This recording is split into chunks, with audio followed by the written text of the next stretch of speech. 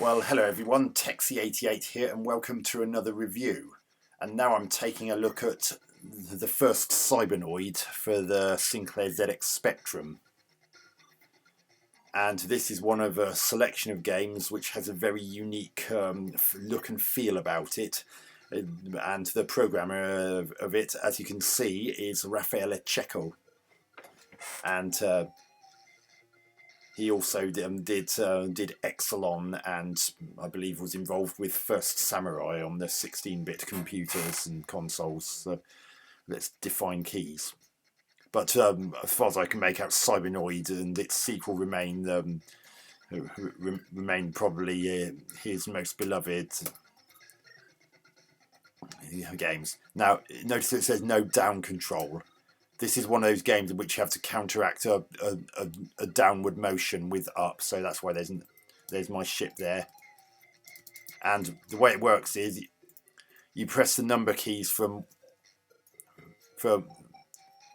1 to 5, and you can access various different alternate weapons at the top of the, which are shown at the top middle of the screen there.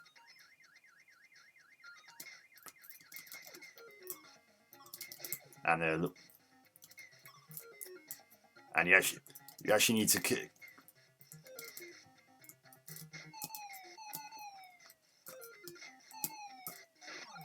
a nice colourful explosion. Another trademark of Raffaele Cecco is the use of colour in his Spectrum titles, and with considerably reduced attribute problems.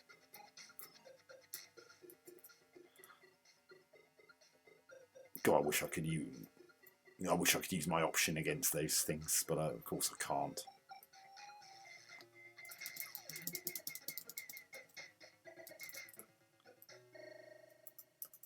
Yeah, so as you can hear, there's in-game music, but that wouldn't happen on the 48K version, so bear that in mind. Ooh, crikey, that was close. The hit detection's good. You actually have to collect enough. You actually have to collect enough goodies in order to complete the level. Oh, that's skimming my nose. Now I'm going to switch to a different. Now I'll switch to a different weapon there.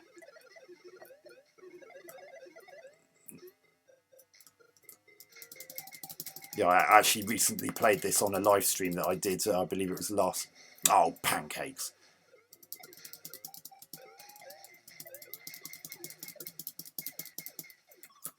Now I've got a rear gun. I had a rear gun before I just lost that life. Had I been able to keep it, I would have been able to shoot. Oh, now I've got it back again. That's nice. Oh, a little bit of slowdown when the screen has lots on. Oh, I thought.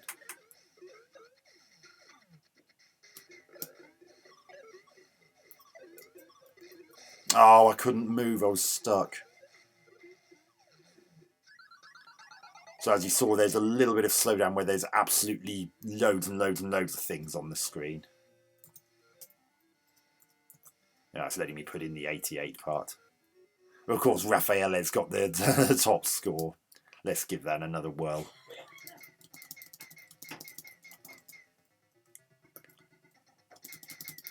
So with the bombs, you can actually fire them upwards as well as downwards. You just got to hold up while you fire in order to fire them that way. I love the way that Cecco's used colour in these games. A similar comment could be made about the graphics that he did for the likes of Exelon, which I believe I reviewed not so long ago. Those options do come in very handy. Oh, bang! I went a bit too late there. I've lost my option now. Music's nice. Right. Yay, got my option back.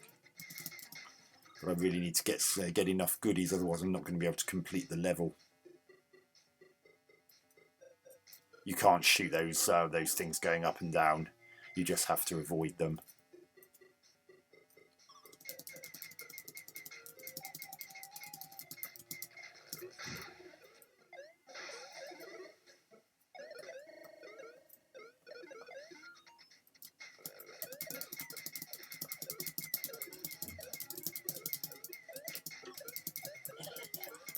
Oh, I couldn't move.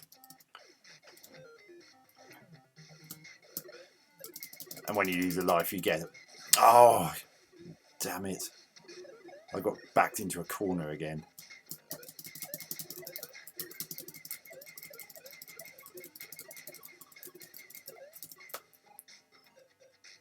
Oh, you can't destroy those those caterpillar-like things either. You just have to avoid them.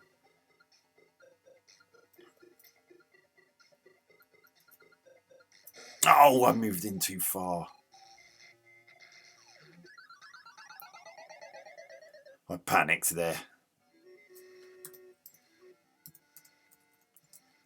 It is. A pretty tough game, but you actually do feel like you stand a chance as long as the circumstances are just right. Nice, that was perfectly timed. God, it didn't fire at all then until I was put out. Yeah, so how do you know if you collect enough goodies? As you can see in the top left corner is my lives, and immediately to the right of that, there's the number 1025 with naught below it. Because I haven't collected any goodies yet, but I have to collect at least 1025 in order to successfully complete the level. Oh, blue.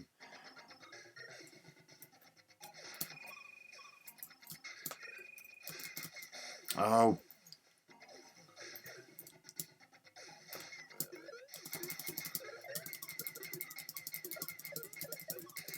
Ugh. I mean, one thing is kind of irritating is the fact that you can actually...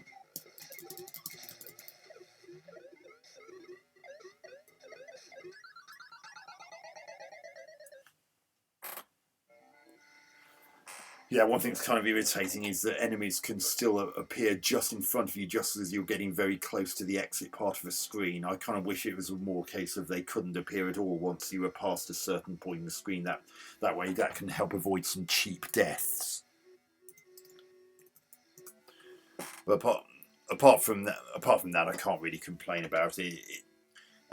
Yeah. If you're playing on joystick, it might be a bit of a faff to have to reach across to the keyboard to select numbers from 1 to 5 in order to select the alternate weapons, which you simply activate by holding down fire. But that's Cybernoid, the fighting machine for the ZX Spectrum.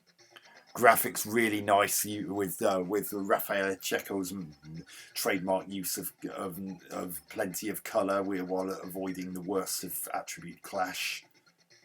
I mean, I did see a few moments of it, but it wasn't really glaring or anything like that, and it didn't detract in any way from gameplay. Animation's nice, everything's smooth. Sounds really good, and you get that jaunty little tune playing in the background even during gameplay. You won't get that in the 48K version, mind you. You'll just have sound effects if you're playing that version. Gameplay, well, as I said, it is quite hard, which is a bit of a shame, but it's nonetheless addictive and enjoyable, and it's got and generally it plays really well, and I'm very impressed with it, so I'll happily give Cybernoid, the fighting machine, 8 out of 10. Hope you enjoyed this review. Catch you on another one soon. Texie88 out.